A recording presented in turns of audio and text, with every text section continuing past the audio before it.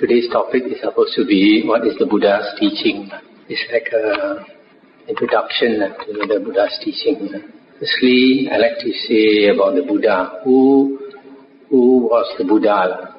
Nowadays, there is a lot of books about Buddhism, and unfortunately, many of these books are not accurate. So, a lot of us have been told that the Buddha was the son of a king, and this is not true. The Buddha's father was not a king. The Buddha lived in a country called Kosala, and the king of Kosala was Pasenadi.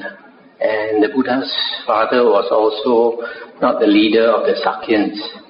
The Buddha belonged to a race called the Sakyans, and the Buddha's father was just one of the many people in the warrior clan. And just like in Malaysia, we have Tungus and Rajas. And sometimes you may find a Tungu or a Raja who's a poor Tungu. So in the same way, there are many kind of ordinary people of the warrior clan. And the Buddha's father was one of them. Nothing very special. And the Buddha had something from the past that made him want to seek enlightenment.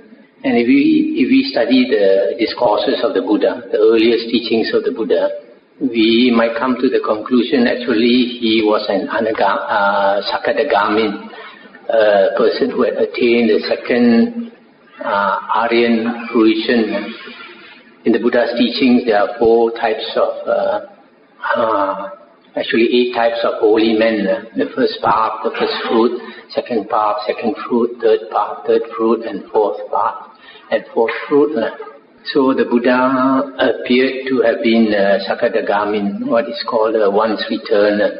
A once returner is a Arya who comes back to the human birth, comes back to be born as a human being for the last time, after which he must enter Nibbana.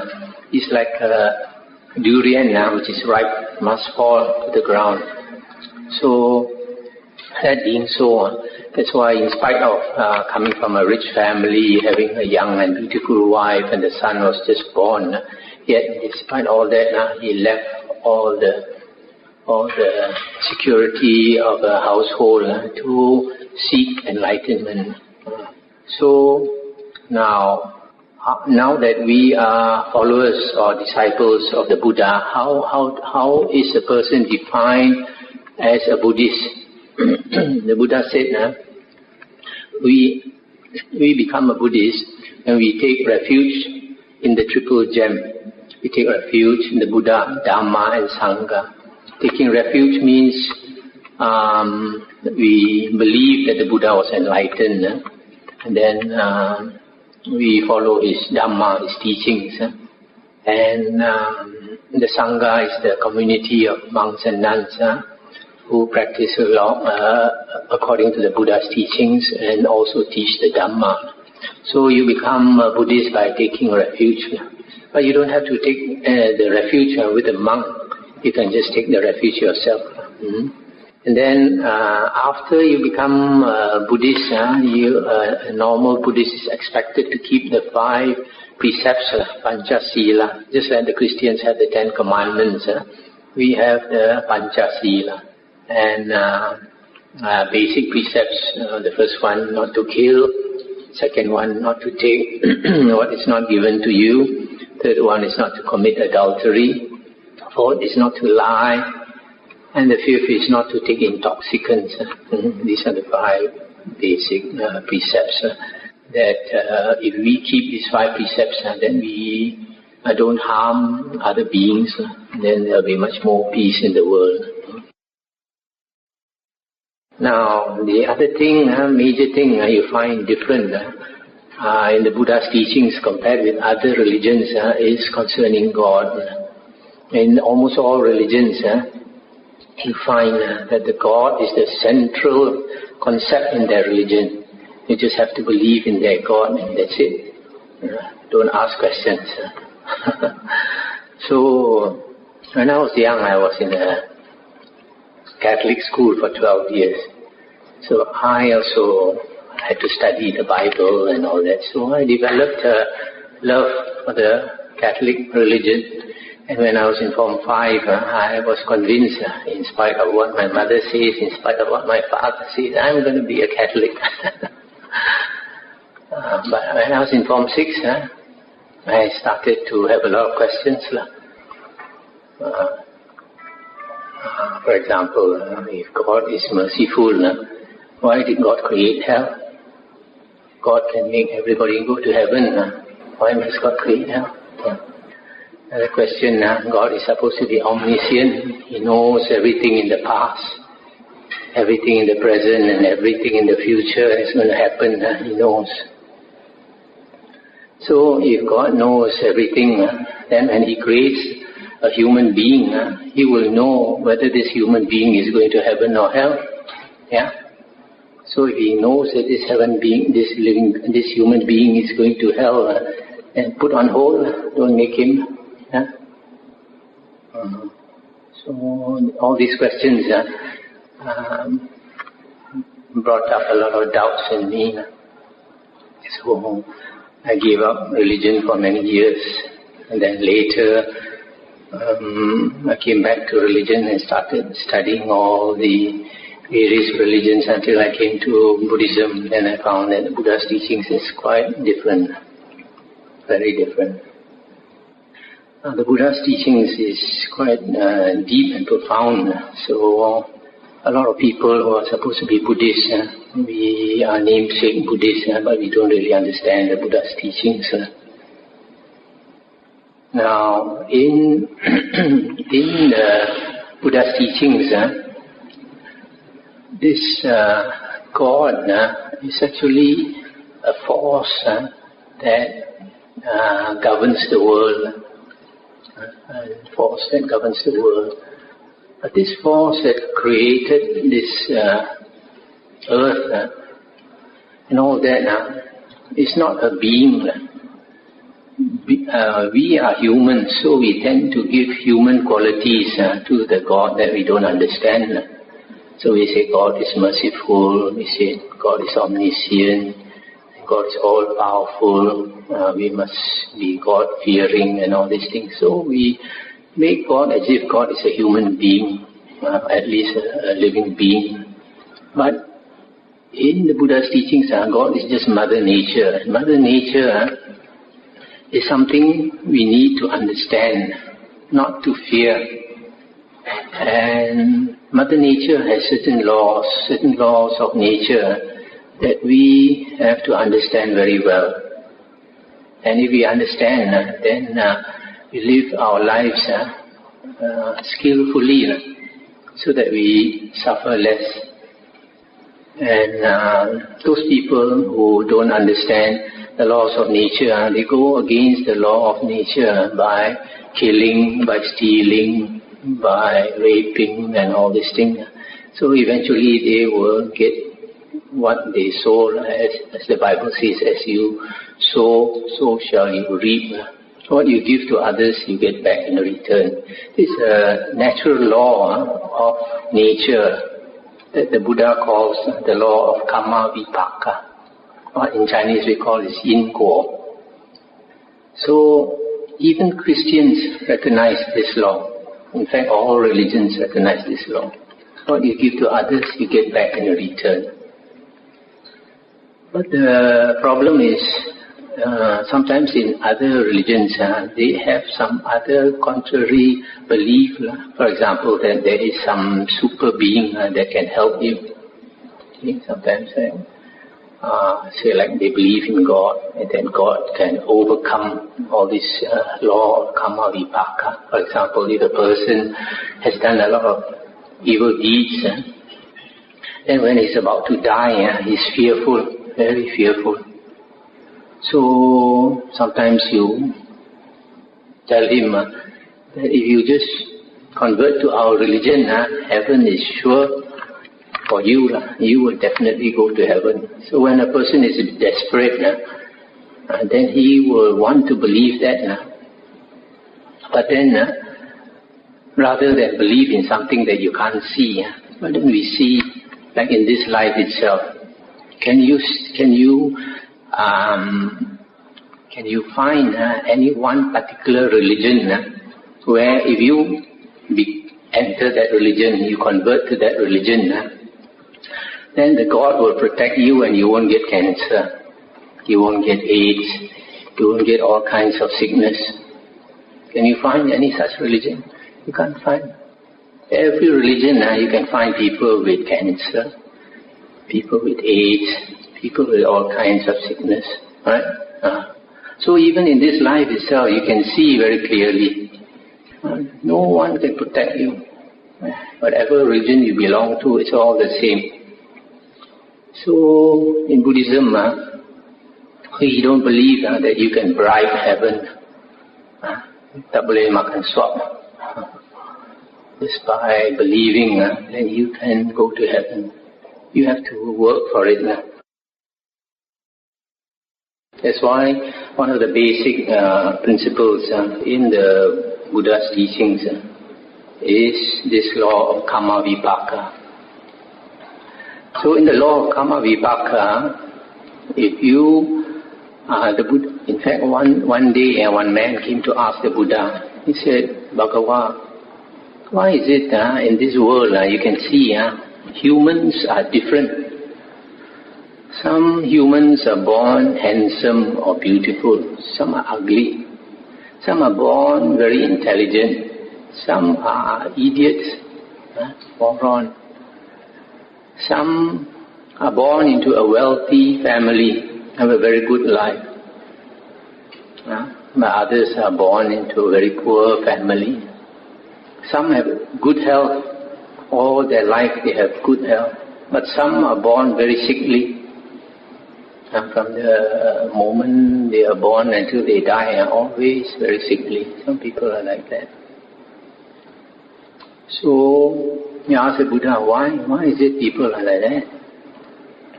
So suppose, for example, if you are born with one eye blind,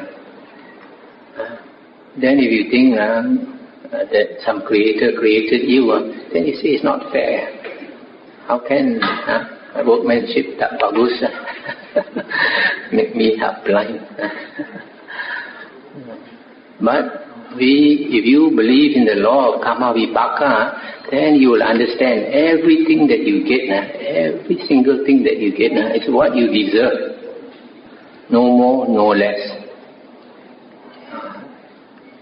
So the Buddha said, it's because of past life karma that beings are born different. If a person has a very bad temper in the past, always angry, what happens when you are angry? You become fierce, isn't it? What happens when you become fierce? Your face becomes fierce now, yeah? So if your face is angry and fierce, and every day you are like that, then after the matter of habit, you're always making your face very sour and very fierce, then you'll be born ugly.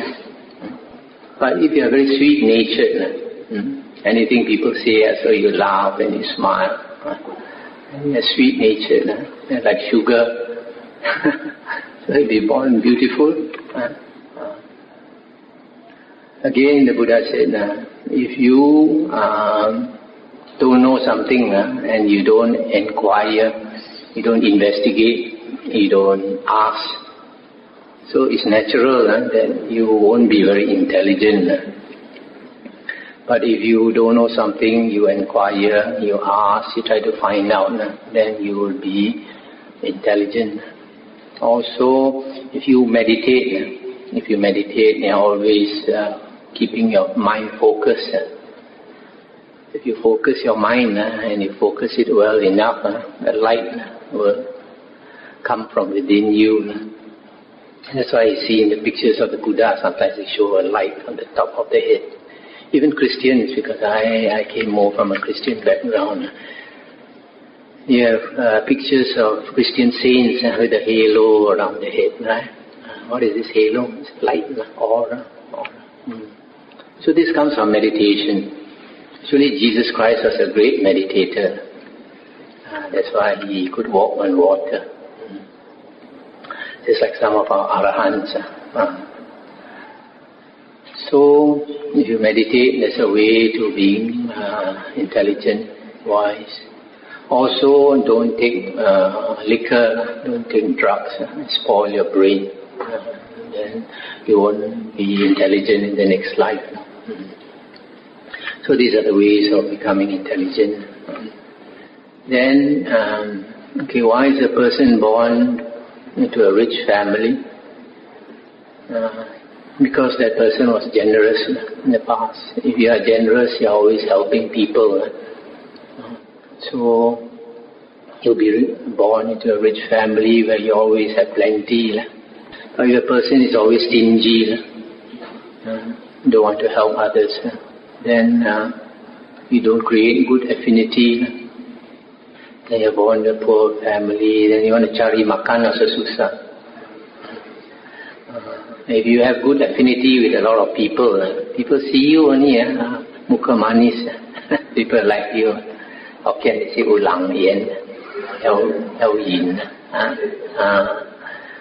So if you open a shop or something, everybody wants to come and be your customer.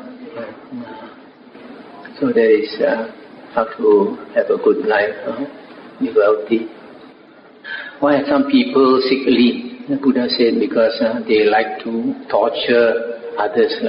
Some people, they like to torture animals, make their body painful.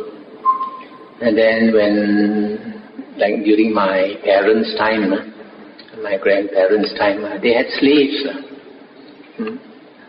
So last time you can buy a slave, a man's slave or a woman's slave, and they think that slave is my slave, I can do anything. Sometimes they beat the slave, torture the slave. So you make other beings have pain in their body.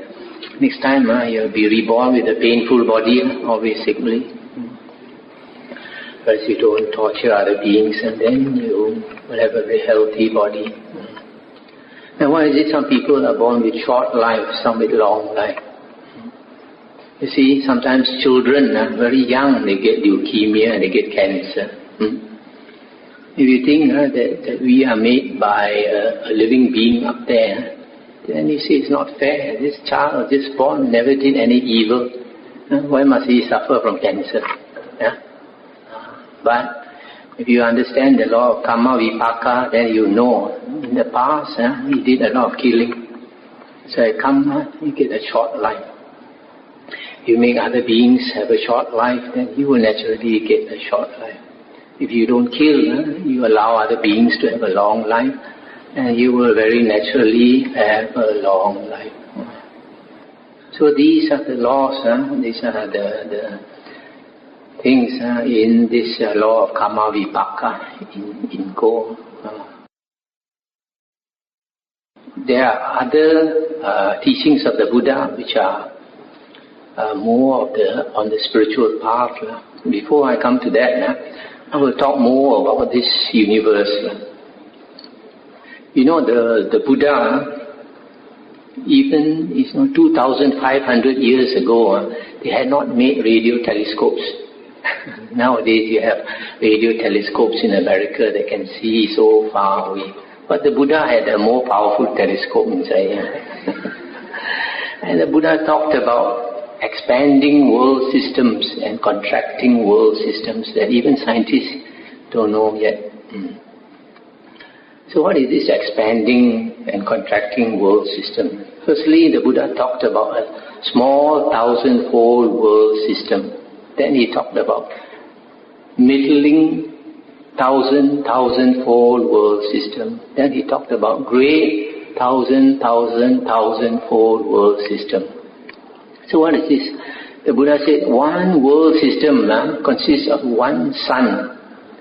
If you look into the sky at night, you find a lot of stars. Every star is a sun. So every star is a world system. And in every world system, you can expect to find human beings. So 1,000 of these stars makes up a small 1,000-fold world system. What scientists nowadays call galaxy, right? Now, in other Buddhist books, they talk about Chakrawala. This 1,000-fold world system they call Chakrawala. What is a chakra? A disc, right? So you see, so long ago, they already know that the galaxy is a disk. Now only scientists understand that the galaxy is flat like a disk. So what the Buddha was trying to say, that 1,000 of these forms 1,000-fold small world system. Then 1,000 of these forms the middling 1,000-fold world system. And then another 1,000 of these form the great 1,000-fold world system. And the Buddha said time has no beginning and time has no end. And now Professor Stephen Hawking also verifies. Professor Stephen Hawking, by his calculation now, has verified what the Buddha said. And the Buddha also said in the suttas, the discourses, that space is boundless. You cannot find the limits of space. And Professor Stephen Hawking also verified what the Buddha said. But one other thing he has not verified, what the Buddha said. The Buddha said that our consciousness, we can cultivate our consciousness until it becomes boundless. You see, every living being, our consciousness goes to a certain extent, For example, you think about a line of ants. It's a line of ants walking. So you stand there and you look at the line of ants. Where are these ants going to? So can the ants look up and look at you? Can they see you? Cannot. Why? Because their consciousness is limited to such a small, they can't see us. So in the same way, our consciousness is not very big also. We can see only to a certain limit. So maybe some deva, some heavenly being up there is looking down at us. And we look up, we cannot see him. Just like the ant. So the Buddha said, if you cultivate your consciousness through meditation, you can expand your consciousness. They can become boundless. So now, this 1,000-fold world system, the Buddha says, expands and contracts.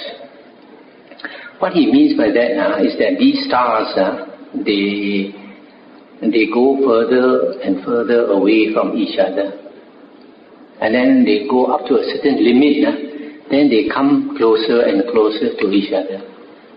So now what the scientists have found out is that they see the stars in our galaxy are expanding, going away from each other. But they start scratching their heads. Is this star going to expand forever? They don't know. They don't know. But the Buddha knew that they will expand up to a certain limit. After that, they will contract. So when they contract, what happens? They will keep on contracting and contracting and contracting until the Buddha said one day, you see now we see one sun. There's one sun, this few days already so hot, tak boleh tahan. So after a long time, the Buddha says, you will see another sun come. Habis, another sun coming. One sun tak boleh tahan already, another sun coming into our world. So when the second sun comes, why does the second sun come? Because the stars are contracting. They're coming closer and closer and closer to each other. So when the second sun comes near us, then the plants will die, human beings will die, all the animals will die. Then after a long time, because the stars keep on contracting, a third sun will come.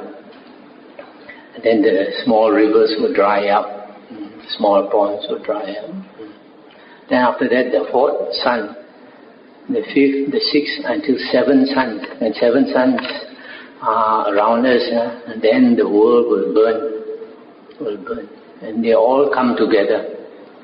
All these stars come together and they burn and burn and burn, and then they form one one mass, and this mass is a very big, solid, heavy mass. And scientists nowadays, they have discovered this. You know what they call it? A black hole. Black hole is a solid mass in space, which is so big and so solid that anything flying near to that black hole gets sucked inside.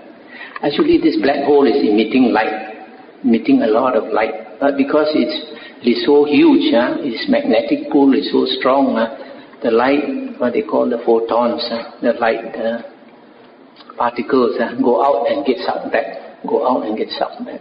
So you can't see, can't see. So it appears like dark, but actually it's not dark. So it keeps sucking things, like anything flying by, it gets sucked in. Then after a long time, what happens? Big bang. Boom. Then it gets scattered all over the place. Then after a long time, they circle and circle, and then the stars form again. Stars form again. So this happens from the beginning of time to the end, eternity. It never ends. So this is natural laws of nature. You know, if you study the Tao Te Ching, it says the Tao that can be described is not the eternal Tao. So that Tao is actually also God. It's a force, a being. It's not a being, it's a force that governs the world. And the Tao Te Ching says that from the Tao, the millions and millions of things are created. So they just call it the Tao, they don't call it God, but actually it's the same thing. So now you understand how the world, our world is going to end. In the Bible, it says it's going to end by fire, but never explained very well. But the Buddha explained very well, very scientifically explained. The Buddha said that living beings, we have 5 places of rebirth, or 5 destinations of rebirth. The highest is the heavenly planes. Heavenly planes, there are also many, many levels of heavens. Heavenly beings in the lower heavens have bodies like human beings, but they look like 16-year-old guys and girls from the moment they are born until they die, millions of years later. Life in the heavens is extremely happy and joyful. Next is the human realm. Human beings also are considered a happy destination of rebirth. Below the heavens and the human realm are the 3 woeful planes of existence. The first is the ghost realm. A human being is reborn into the ghost realm because of lacking blessings or merit. And most human beings are reborn in the ghost realm, basically because of not doing charity, puja, or dana in Pali. And in the animal realm, human beings are reborn here because of greed, lust, and anger. We notice in the animals these characteristics of greed, lust, and anger. And if we kill or steal, commit adultery, etc., we can be reborn in the hell realms. Here is the worst existence, and because it is suffering, extreme suffering in hell, existence in hell is like eternal. When a being is reborn in hell, he knows exactly why he is suffering in hell, and existence in hell is extremely long.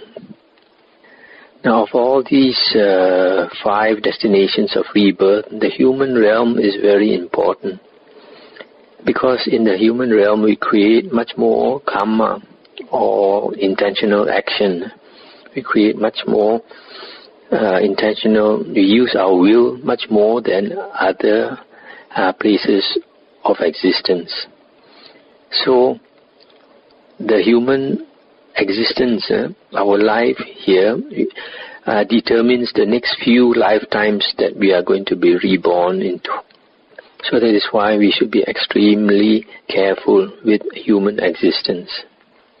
Now, the Buddha's teaching is called the Dhamma, and basically the Buddha teaches the laws of nature or the laws of God. And if we live our life according to the laws of nature, we have less suffering. If we go against nature, then we have more suffering. Now, the law of nature that affects our life most is the law of karma vipaka, what you call yin guo in Chinese. Karma is intentional action. Every time we act intentionally or using our will or do something purposely, that is karma, that is creating karma. And vipaka is the fruit or the result of the karma that we do. Now, the law of karma vipaka says that we get what we give out to others, or as they express it in the Christian Bible, as you sow, so shall you reap.